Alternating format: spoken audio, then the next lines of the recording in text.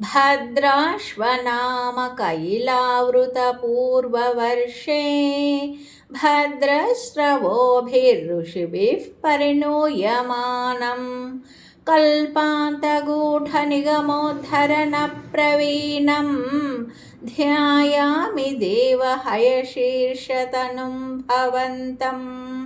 ఓం హయగ్రీవాయ నమః. దేవ, ఇలావృత దేశమునకు తూర్పు దిక్కున భద్రాశ్వము అను ప్రదేశము గలదు.